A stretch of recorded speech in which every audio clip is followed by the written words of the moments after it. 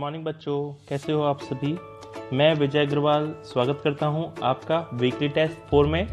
बिना time waste किए हुए शुरू करते हैं हमारे पहले क्वेश्चन से। Find the water image of the figure x. ये आपको फिगर दिया हुआ है, इसके आपको वाटर इमेज निकालना है। आपका टाइम स्टार्ट होता है नाउ। कई बच्चे स्किप कर देते हैं, लेकिन आपको स्किप नहीं करना है। जैसा एमटीएससी में टाइम दिया हुआ है उसी के अकॉर्डिंग मैं आपको प्रैक्टिस करवा रहा हूँ। अगर आपको सिलेक्शन लेना है तो बिना स्किप किए हुए इस टाइम को चलने दो और क्वेश्चन को फटाफट सॉल्व करो।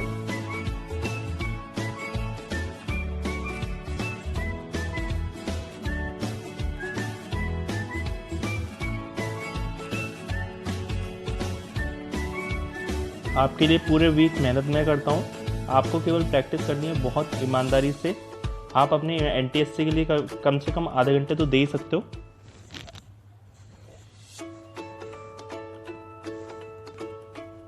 तो हमारा टाइम खत्म हुआ। आंसर है सी। देखिए, वाटर इमेज है मीन्स नीचे की चीज़ ऊपर पहुंच जाएगी, ऊपर की चीज़ नीचे पहुंच जाएगी। तो अगर मैं यहाँ पे वाटर इमेज लगाता हूँ तो देखिए जो सी वाला है वही इमेज बनाएगा और कोई आंसर हो नहीं सकता। Next, the second figure have certain relationship with first figure. Choose the correct figure from the option for next figure. बताइए।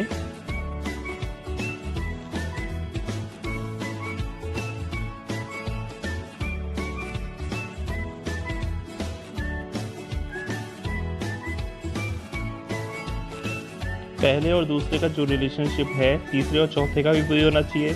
तो तीसरा तो आपको दे रखा है, चौथा फिगर आपको ढूंढना है। तो पहले और दूसरे पर रिसर्च कीजिए क्या हो रहा है उसमें।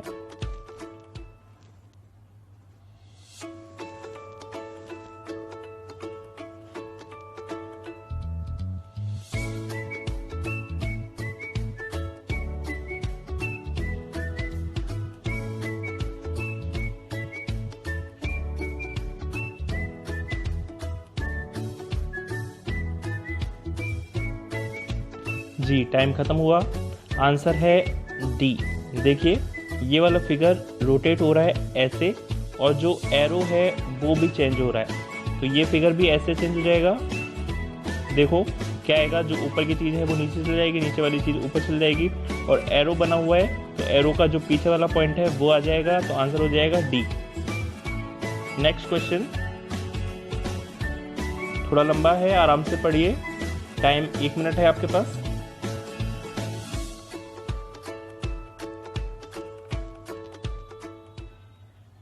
If the second half of the following alphabet is written in the reverse order, which will be the 10th letter to the left of 9th letter counting from the right end?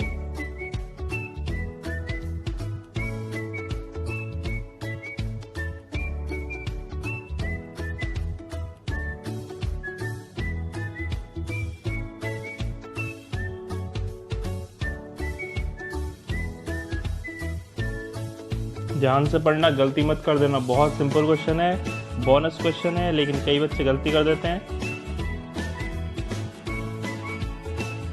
और आप सभी को comment में करना है कि मेरे question कितने सही गए, कितने गलत गए, जिससे मैं आपको एनालाइज करता रहूं और मैं सही गाइडेंस देता रहूं आपको कि आपको इंडिविजुअल बच्चे को क्या क्या करना चाहिए।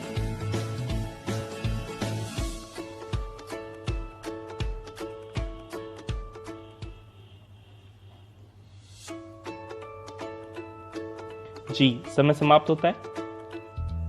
अगर हमारा ABCDEFGHIJKLM आता है, फिर वो कह रहा है जो सेकंड हाफ है उसको हमको रिवर्स ऑर्डर में करना है। तो रिवर्स ऑर्डर में मैंने लिखा इधर से NOPQRSTUVWXYZ। अब वो कह रहा है हमको लेफ्ट से राइट से 9 लेटर काउंट करना है। काउंट करो 1 2 3 4 5 6 7 8 9।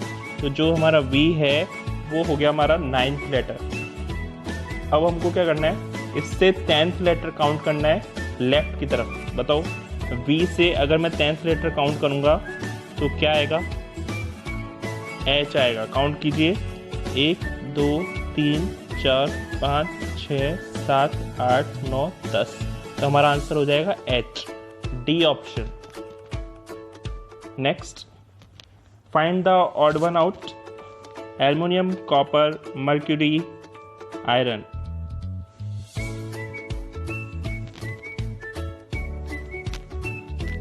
आराम से, जो 18 के 18 क्वेश्चन मैं ले रहा हूँ वीकली टेस्ट में, वो पूरे सिलेबस को कवर कर रही है। तो आपको केवल वीकली टेस्ट की प्रैक्टिस करनी है और आप एनटीएस सिम सिलेक्शन मेरे ऊपर छोड़ दो।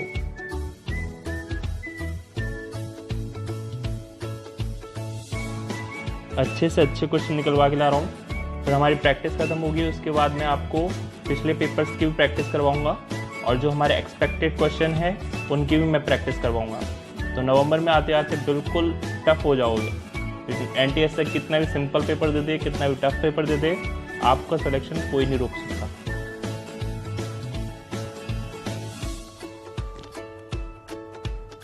हो गया होगा। आंसर है मरकरी। क्या लॉजिक लगेगा इसके पीछे? लॉजिक ये है कि ए, बी और डी, एल्युमिनियम, कॉपर और आयरन जो है वो सॉलिड स्टेट में होते हैं, जो मरकरी है जो रूम टेम्परेचर पे लिक्विड स्टेट में होता है। तो मरकरी है हमारा आंसर। ऑड वन आउट है, 3 अलग है, चौथा बिल्कुल अलग। Next question, 3 of the following figure pair are alike in a certain way and so form a group. Which of the one not belongs to group? Means वही odd one out, 3 में एक ही logic लग रहा है लेकिन चौथे में logic अलग लग रहा है, वही आपको ढूंढना है। Time start now.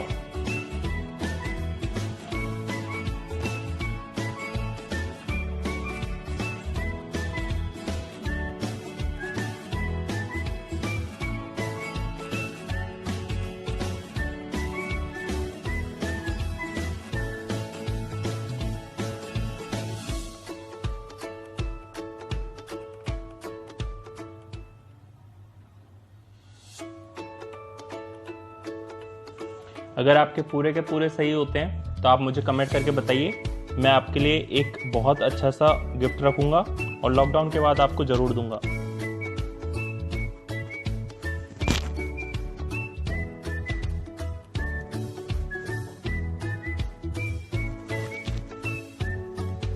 जी टाइम खत्म हो रहा है, 10 सेकंड बचे हुए हैं बस।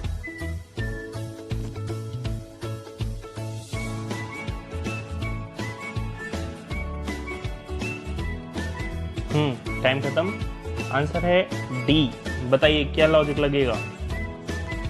देखो, अगर मैं पहले से स्टार्ट करूं, डी जा रहा है लास्ट में, मीन्स पहला लेटर जा रहा है लास्ट में और सेकंड जा रहा है सेकंड पे, ठीक है।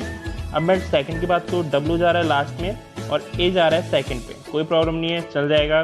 डब्ल्यू जा रहा है लास्ट में, आई जा रहा है सेकंड पे, चल जाएगा।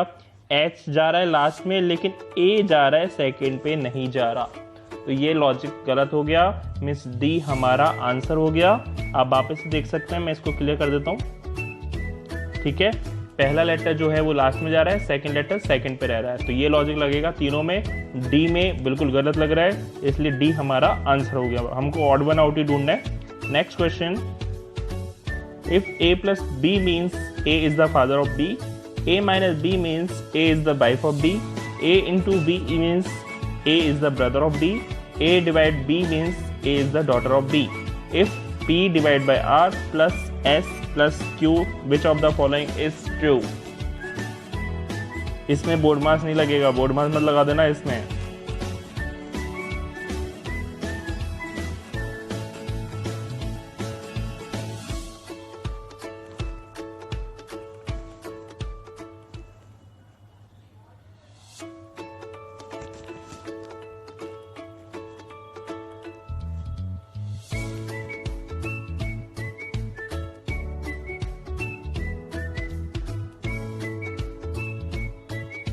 मैंने एनटीएससी के सिलेबस में 3 वीडियो डाल दी है। एक तो नंबर सीरीज डाला है, एक अल्फ़ाबेट सीरीज डाला है और अल्फ़ाबेट सीरीज को कैसे याद किया जाए अभी वो डाला है।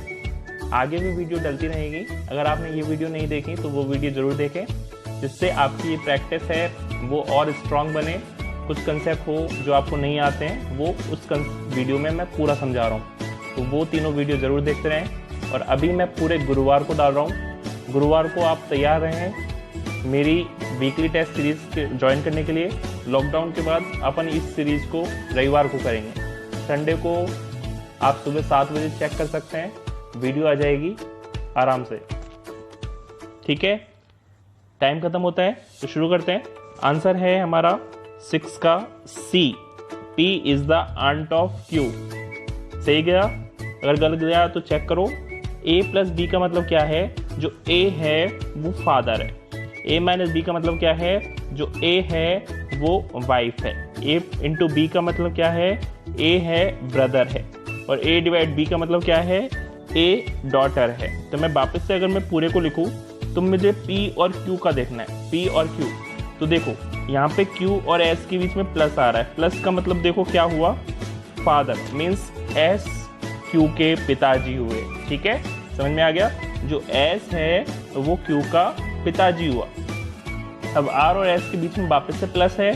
प्लस का मीन्स पिताजी हुआ। अगर मैं आपसे पूछूं R और Q में क्या रिलेशन है, तो R तो हुए दादाजी और Q हुए हमारे पोते जी, दादाजी पोते जी। ठीक है, और S क्या हुए? पिताजी, मिडिल एज वाले। ठीक है, तो R हुए दादाजी, S हुए पिताजी और Q हुए हमारे पोते जी। लेकिन हमको P और Q का निकालना है क्योंकि ऑप्शन में P और Q ही दे रखा है। तो एक और बार करेंगे डिवाइड वाला। अगर डिवाइड आता है तो देखो डॉटर, तो डॉटर आ जाएगा, मीन्स P जो है वो R की डॉटर है। तो आपको P और Q के बीच में जाना है। देखो पहले पापा, पापा के पापा दादाजी और दादाजी की बेटी। सोचो दादाजी की बेटी कौन होगी? बुआ जी। सोचो बुआ जी क्या होती है? मेरी दादाजी की बेटी होती है ना, नहीं होती है? तो दादाजी की बेटी क्या हुई? और बुआ जी। बुआ जी को इंग्लिश में क्या कहते हैं? आंटी। अंग्रेज नहीं समझते कि क्या बुआ जी होती है, क्या चाची होती है, उनको तो बस एक ही पता है, आंटी होती है। तो P is the aunt of Q। हमारा आंसर हो गया C। Next question, in a certain code ding dong dang means attacking the enemy. Ping pong pang मत कर देना, पिंग पोंग डोंग है, means enemy is retreating. Ding ping mong means attacking and retreating. ये मत समझना आवाज मेरी इधर उधर घूम रही है, जो क्वेश्चन है वही बोल रहा हूँ, तुम बोल के देख लो, तुम्हारी भी ऐसी घूमेगी। तो एंड का मतलब क्या होगा?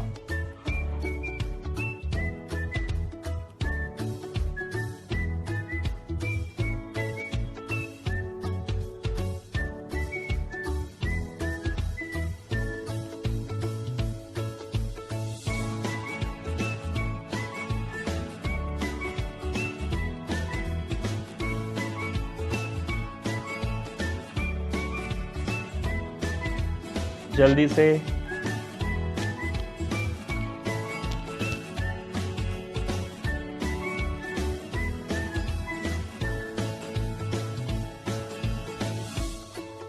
आ गया होगा आपका आंसर है मॉन्ग। देखो किस तरीके से करना है इस क्वेश्चन को। तो मेरे को जो इक्वेशन दे रखी है वो मैंने लिख दी कि डिंग डोंग डैंग का मतलब क्या होता है? Attacking the enemy. Ping pong Dong का मतलब क्या होता है? Enemy is retreating. और डिंग पिंग मोंग का मतलब क्या होता है? Attacking and retreating. अब आपको निकालना है एंड। अब आप ढूंढो एंड कहाँ पर है। एंड ये रहा केवल एक में। तो एक में हो तो आपको क्या करना है? जो बचे हुए दो हैं उनकी वैल्यू निकालनी पड़ेगी। तो मुझे अटैकिंग की भी निकालनी पड़ेगी और रिट्रीटिंग की भी निकालनी पड़ेगी। तो अटैकिंग देखते हैं, अटैकिंग कहाँ पर है। एक तो अटैकिंग यहाँ पर है, एक यहाँ पर है। अब दो लाइन है, ये वाली और ये वाली। इन दोनों में देखो कौन कौन सी चीज कॉमन आ रही है। एक तो अटैकिंग कॉमन आ गया राइट में। लेफ्ट में देखो क्या कॉमन आ रहा है? बिल्कुल सही, डिंग आ रहा है और नीचे भी डिंग आ रहा है। मीन्स डिंग का मतलब क्या हो गया? अटैकिंग। तो जहाँ पे भी डिंग है वहाँ पे क्या हो गया? अटैकिंग। अब रिट्रीटिंग देखते हैं। रिट्रीटिंग कहाँ पे कॉमन आ रहा है? एक तो यहाँ पर है, एक यहाँ पर है। तो इन दोनों लाइन में कौन सी चीज कॉमन आ रही है? देखो एक तो पिंग है और ऊपर भी क्या है? पिंग। मतलब डिंग तो हो गया अटैकिंग और पिंग हो गया रिट्रीटिंग। तो बचा क्या? एंड का मतलब क्या हो जाएगा? हमारा मॉन्ग। तो आंसर क्या हो जाएगा हमारा? Mong. Next question, how many times the hands of a clock are at right angle in a complete day. Clock test का बहुत बेसिक क्वेश्चन है कि पूरे दिन में कितनी बार सुइयां आपस में 90 डिग्री का एंगल बनाती हैं।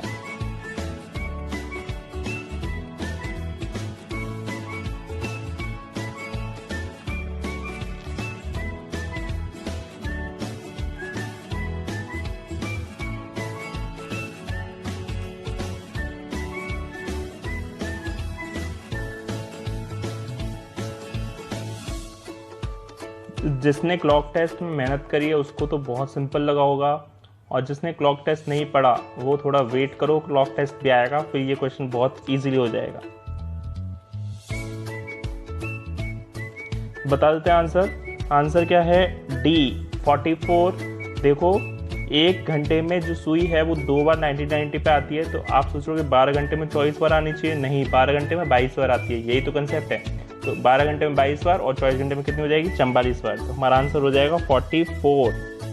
Next question, if today's examination is postponed by 3 days and if the day after tomorrow is Sunday, when will the examination be held? मैं गारंटी दे रहा हूँ आपका क्वेश्चन गलत हो सकता है, तो इसको बहुत आसानी से करो, बहुत धीमे करो, नहीं तो गलत ही होगा और कुछ नहीं होगा।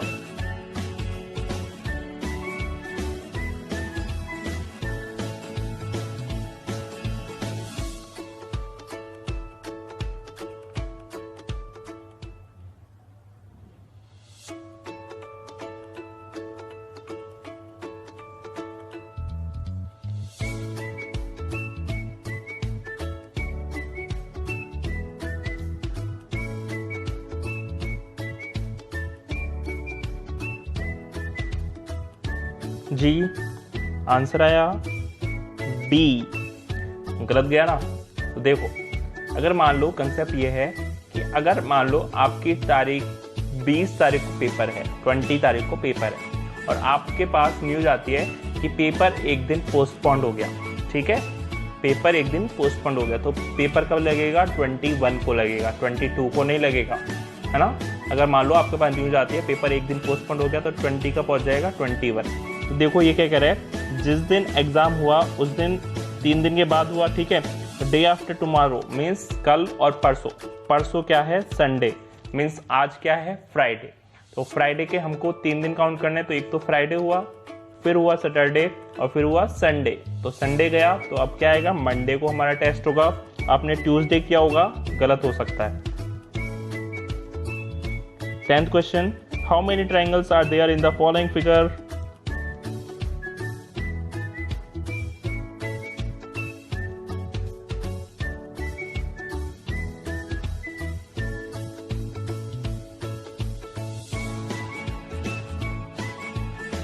काउंट कीजिए फटाफट, इस वाले फिगर में करनी है, ये तो वही है, केवल इस फिगर में काउंट करना है बस। ट्राइंगल फाइंड करने हैं।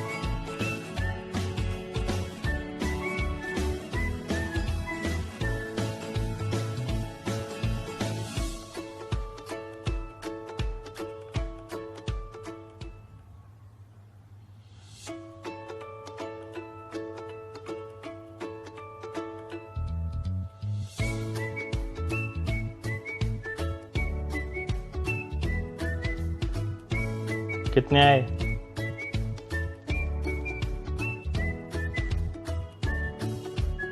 आंसर बताने जा रहा हूं। आंसर है इसका 19। ये आपके लिए होमवर्क है। अगर आपका 19 आ गया तो आप कमेंट में करके बताइए कौन कौन से हैं। ये मैंने आपको पॉइंट दे रखे हैं ABCDEFGHIJKLM, ठीक है। इन पॉइंट से आपके नंबर ऑफ ट्राइंगल बताने, 19 ट्राइंगल बताने हैं, ठीक है, जिससे औरों के जिनका गलत हुआ है उनको सही कर सको और आप हेल्प कर सको। जब तक आप हेल्प नहीं करोगे तो NTSC स्कॉलर कैसे बनोगे? तो आप कमेंट करके बताइए किसका 19 आया। तो अगर एक का भी आंसर नहीं आया तो मैं समझूंगा सबका गलत गया, ठीक है। नेक्स्ट क्वेश्चन, आपको क्या करना है? पहले और दूसरे का रिलेशनशिप देखना है, फिर सेकंड और वो थर्ड और फोर्थ का रिलेशनशिप देखना है। तो कैटल और हर्ड, इसी तरह शीप का क्या होगा? Flock, swarm, shoal, mob.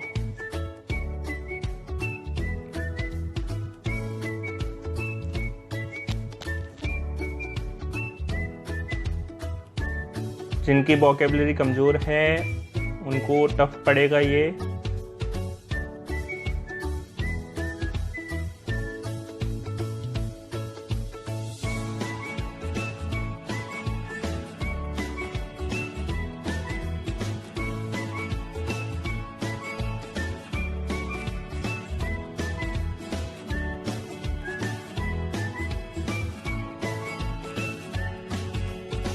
आया? मैं बता रहा हूँ, आंसर है इसका फ्लॉक। क्या हुआ? कैसे लॉजिक लगा? कैटल अगर बहुत सारे इकट्ठे हो जाते हैं मीन्स कैटल के ग्रुप को क्या बोलते हैं, हर्ड बोलते हैं, ठीक है। कैटल के जो झुंड को बोलते हैं हर्ड। इसी तरह जो शीप होते हैं, शीप के जो झुंड होता है उसको अपन बोलते हैं फ्लॉक। वोकेबलरी कमजोर है तो इन चारों का मतलब देख लेना और ऊपर वाले चारों का मतलब देख लेना। ऐसे वोकेबलरी कमजोर मजबूत होगी, नए नए क्वेश्चन आते हैं तो आपको वोकेबलरी मजबूत करनी चाहिए। ऐसा नहीं कि अपन को नहीं आया तो कोई बात नहीं, जब तक पढ़ोगे नहीं तब तक सही जाएगा नहीं। अगर मान लो अगली बार यही क्वेश्चन आया तो कैसे सही करोगे।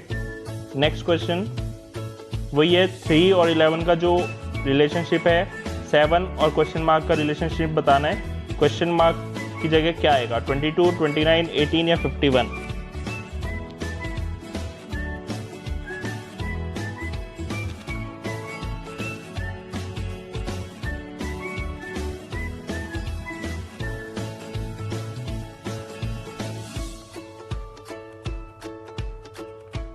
कई बच्चे सोच रहे हैं 3 4 12, 12 में से गया 11, 7 4 28, 28 में से गया 27 है। 27 तो है ही नहीं। इतना सीधा क्वेश्चन थोड़ी आएगा बेटा। एग्जामिनर भी बहुत शाना है तुमसे भी ज़्यादा।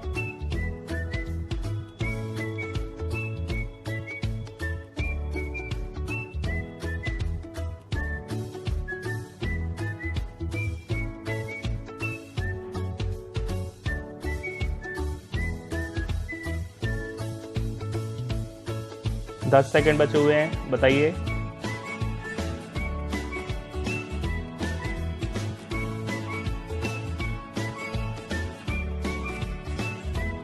आंसर हो जाएगा D.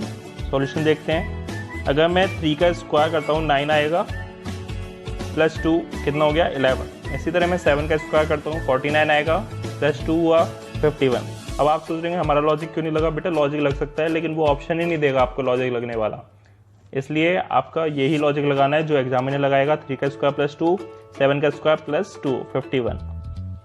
Next, find the missing term in the series 1, 6, 15 question mark 45, 66, 91। बहुत सीधी सीरीज है।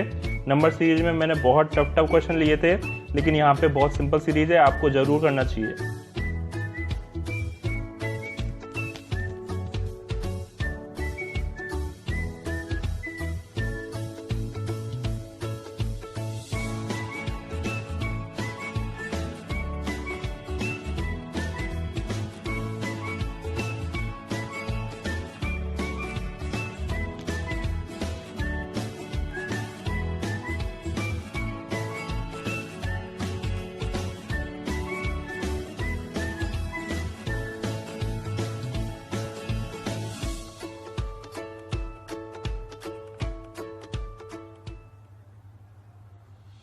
सीधा सा क्वेश्चन है, कर दिया होगा आपने आंसर। क्या है आंसर? जी, आंसर आया 28। कैसे करेंगे? पहले मैंने पूरी सीरीज को लिखा 1, 6, 15 क्वेश्चन मार्क 45, 66, 91। तो अगर कुछ भी समझ नहीं आया तो वही डिफरेंस करके देख लो। 1 और 6 में डिफरेंस करके देखा तो +5 आया। 6 और 15 में डिफरेंस करके देखा तो 9 आया। 5 और 9 डिफरेंस कितने का आया? 4 का। तो अभी तो क्वेश्चन मार्क है, क्वेश्चन मार्क में तो कैसे बताऊँ? मैं देखता हूँ 66 और 91 में कितने का डिफरेंस है, +25 का, 25 का डिफरेंस है। ये तो क्या हो रहा है, समझ ही नहीं आ रहा। समझ में आएगा थोड़ी देर में। 45 और 66 में डिफरेंस कितने का है? 21 का। देखो थोड़ा सा समझो इस चीज़ को। 5 और 9 में डिफरेंस कितने का है? 4 का। 21 और 25 में डिफरेंस कितने का है? 4 का। मीन्स हम यह समझ सकते हैं कि वहाँ से इधर से चल रहा है, 4 का डिफरेंस लेके आगे बढ़ रहा है। तो मैं अगर 5 और 9 में देखूँ तो 4 का, 21 और 25 में देखूँ तो भी 4 का। तो मैं अगर सीरीज को आगे बढ़ाता हूँ, 9 में अगर मैं 4 जोड़ूंगा तो कितना हो जाएगा? 13। 13 अगर 15 में जोड़ूंगा तो कितना हो जाएगा आंसर? 28। लेकिन हम यहीं पे नहीं रुकेंगे, हम आगे भी चेक करके देखेंगे कि जो लॉजिक है वो सही लग रहा है या नहीं लग रहा। तो मैं यहाँ पे देखूंगा 28, 45 में डिफरेंस कितने का है? 17 का। अगर मैं 13 और 17 में गैप देखूँ तो ये कितने का आ रहा है? 4 का। ठीक है। और 17 और 21 में भी गैप कितने का है? 4 हो। बधाई हो, बहुत अच्छा लॉजिक लगाया और आई थिंक आपने कर दिया होगा। अगर आपका तरीका भी अलग है तभी भी ये सही है, लेकिन आंसर 28 ही आएगा। ऐसा नहीं आपका तरीका अलग है और आंसर कोई और ला रहे हो। अगर आपका ऐसा तरीका है जिससे आंसर कुछ और आ रहा है इन ऑप्शनों में से, तो आप कमेंट करके मुझे ज़रूर बताना, मैं ज़रूर डिस्कस करूँगा। नेक्स्ट क्वेश्चन, ये सीरीज दी हुई है आपको 5 के बाद छठा जो आएगा वो बताना है कि पहला, दूसरा, तीसरा, चौथे, पांचवें में से कौन सा ऑप्शन आएगा।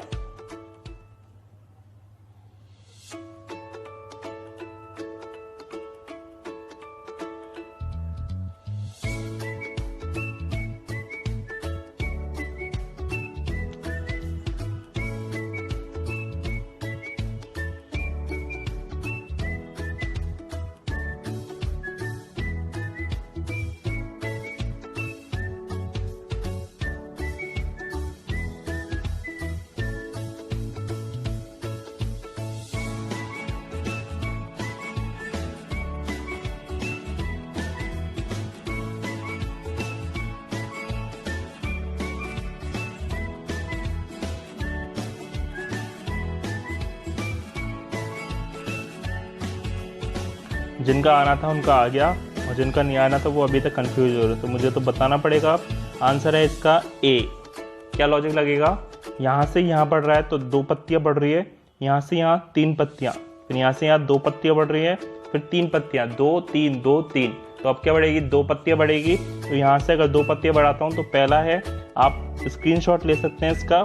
और मेरा जो लॉजिक है कि 2 3 2 3, उसको समझ के देखना। समझ में नहीं आता तो आप कमेंट कीजिए, आई थिंक समझ में आ जाएगा आपके। नेक्स्ट क्वेश्चन थोड़ा बड़ा है, पढ़ने में टाइम लगेगा, कोई दिक्कत नहीं, अपने पास तो खूब टाइम है, 1 मिनट का टाइम है, लेकिन पढ़ो आराम से। A child is looking for his father. He went 90 meters in the east before turning to his right. He went 20 meters before turning to his right again to look for his father. At his uncle's place 30 meters from this point. From there he went 100 meters to the north before meeting his father. How far did the son meet his father from the starting point? भैया पिताजी खो गए लेकिन हमारे लिए मुश्किल कर गए। कैसे ढूंढेंगे आप इसको? ढूंढो इसको, बहुत अच्छे से करो।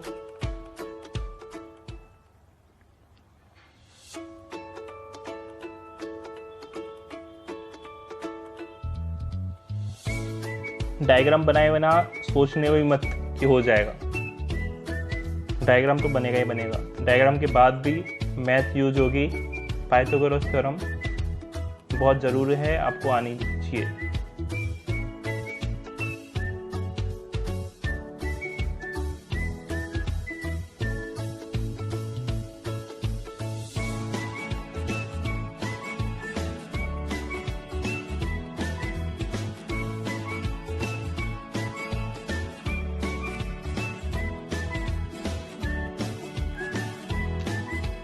जी आ गया होगा। आंसर है 100 मीटर। करो एक्सप्लेन, देखते हैं। सबसे पहले क्या किया, बच्चा गया यहाँ पे, ठीक है, बच्चा गया 90 मीटर, 90 मीटर ईस्ट में गया। अब वो क्या कह रहा है, राइट में घुमा तो 20 मीटर गया इधर, अगेन राइट में घुमा तो 30 मीटर गया इधर, और फिर वापस से नॉर्थ की तरफ गया 100, ठीक है। और जो यहाँ पे पिताजी मिल गए, यहाँ पे खुद ने स्टार्ट किया था, तो वो ये दूरी पूछ रहा है, ये दूरी कितनी है। तो देखो बेटा, हमको ये निकालना है और ये निकालना है। ये तो हमारा पता चल चुका है, ये 60 आया, और ये कितना आया, पूरा 100 है, 100 में से 20 गया तो कितना है, ये 80 आया, ठीक है। 60 और 80, 60 का स्क्वायर आएगा 3600 और 80 का स्क्वायर आएगा 6400, दोनों का स्क्वायर करूँगा तो आएगा 10,000, ठीक है। मैं वही निकाल रहा हूँ हाइपोटेनियस, 10,000 का अगर मैं अंडर रूट कर देता हूँ तो कितना आएगा, 100, तो आंसर हो जाएगा 100 मीटर। इसको आराम से करना, कॉपी में कोई गलती नहीं होनी चाहिए। Next question, find the alternative which contain figure X as its parts. पहले करो, फिर बाद में समझाऊंगा क्या करना था इसमें।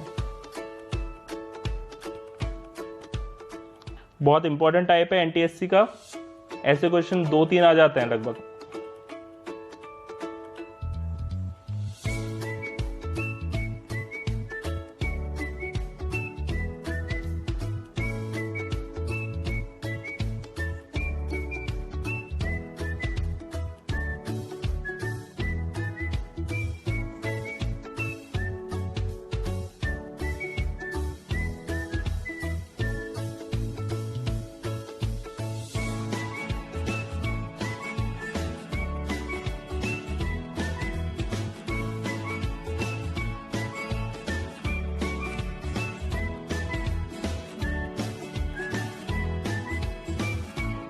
तो आंसर है इसका सी।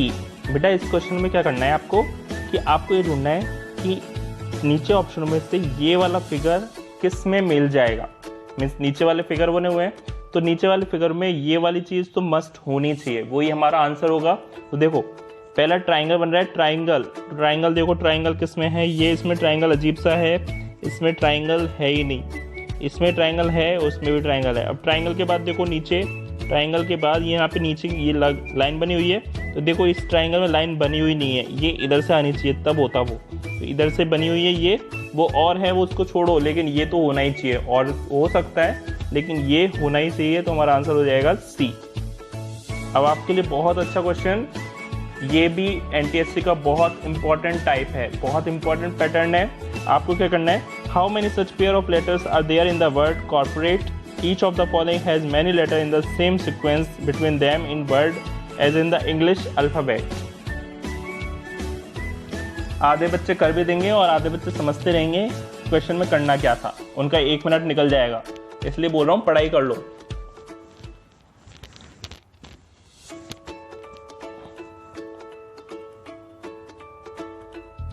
यहाँ पर आपको बिल्कुल नए नए पैटर्न मिलेंगे और बिल्कुल मोस्ट इंपॉर्टेंट पैटर्न मिलेंगे, फालतू की बात नहीं, सीधी बकवास।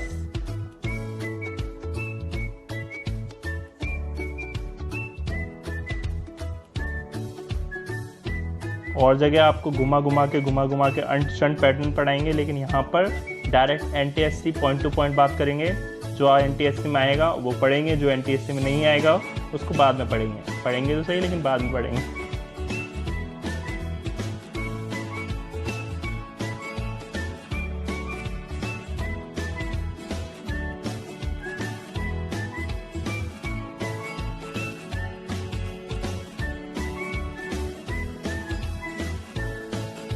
क्वेश्चन लेंदी है लेकिन ज़्यादा टाइम मैं नहीं दे पाऊँगा, 30 सेकेंड और दे देता हूँ जिससे आप कर लो।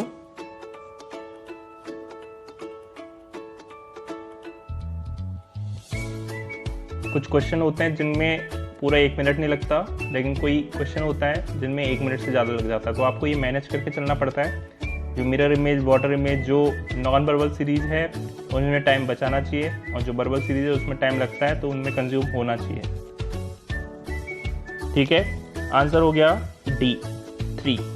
कैसे करना है, पहले क्वेश्चन को समझो। यहाँ पे क्या कह रहा है, कॉर्पोरेट आपको वर्ड दिया हुआ है, इसमें लेटर है ना, ठीक है। अब लेटर है तो इनमें क्या करना है, ऐसे पेयर ढूंढने हैं जैसे यहाँ पे O और P। देखो हमको पता है, अगर मैं इंग्लिश अल्फ़ाबेट देखता हूँ तो MNOP, O के बाद P आता है, और यहाँ पे भी O के बाद P आ रहा है, मीन्स P के बाद O आ रहा है, लेकिन उन दोनों के बीच में कोई वर्ड नहीं है।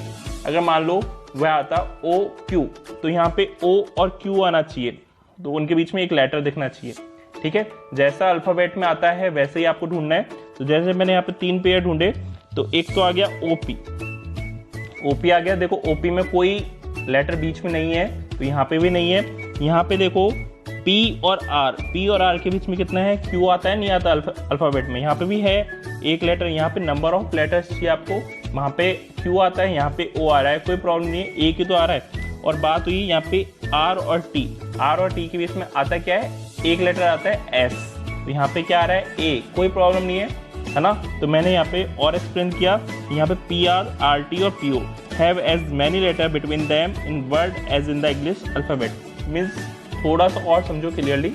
जैसे मान लो मैंने दिया A और D के बीच में कौन कौन से शब्द है, B और C, 2 लेटर है या नहीं है। तो अगर ऐसे लेटर आपको मान लो यहाँ पे A मिल जाता और यहाँ पे D मिलता, उनके बीच में 2 लेटर होते, तो वो हमारा एक पेयर माना जाता। तो जैसा इंग्लिश अल्फ़ाबेट में लेटर है, बीच में जितने लेटर बच रहे हैं उतना ही अगर इस शब्द में भी बन रहे हैं, तो वो हमारा एक पेयर काउंट हो जाएगा। ऐसे पेयर है, थोड़ा सा वापस से समझने की कोशिश करना कि मैंने O और P क्यों लिया। O और P इसलिए लिया क्योंकि इंग्लिश अल्फ़ाबेट में O और P के बीच में कोई लेटर नहीं है, यहाँ इस शब्द में भी O और P के बीच में कोई लेटर नहीं है। ठीक है, अब बात आई P और R लिया। P और R के बीच में इंग्लिश अल्फ़ाबेट में Q आता है, यहाँ पे भी एक ही लेटर आ रहा है, O आ रहा है। हमको ये मतलब नहीं है कि O आ रहा है या Q आ रहा है, हमको वहाँ पे लेना है कि इंग्लिश अल्फ़ाबेट में भी एक आता है और यहाँ पे भी एक आ रहा है। यहाँ पे R और T के बीच में इंग्लिश अल्फ़ाबेट में भी एक आता है और इस शब्द में भी एक ही लेटर बीच में आ रहा है, तो ये हमारे 3 पेयर हो जाएंगे। 3 पेयर हमारे आंसर हो चुके हैं। Next question, find the best Venn diagram for vegetable Apple spinach. अगर कईयों की वोकैब गलत होगी तो ये क्वेश्चन भी गलत जाएगा 100%।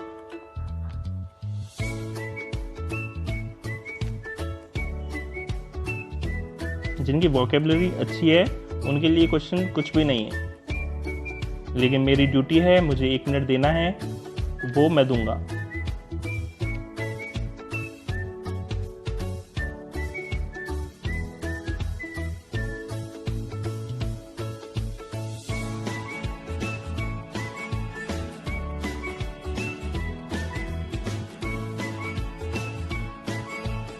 आंसर हो गया सी।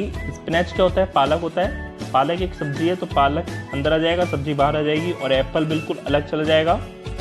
ठीक है बेटा, तो ये हमारी आज की वीकली टेस्ट सीरीज खत्म हुई। आप घर पे रहें, सेफ रहें। ये हमारी सोशल मीडिया के प्लेटफॉर्म है। आप हमें इंस्टाग्राम पे फॉलो कर सकते हैं, यूट्यूब पे फॉलो कर सकते हैं, लिंक्डइन पे फॉलो कर सकते हैं, फेसबुक पे फॉलो कर सकते हैं, और ट्विटर पे भी फॉलो कर सकते हैं। जो लिंक्ड है वो डिस्क्रिप्शन में डाल दूंगा, प्लीज़ ज़रूर फॉलो करें। घर पर रहें, सेफ रहें, और मेरे साथ NTSC की प्रैक्टिस जरूर करते रहें। धन्यवाद।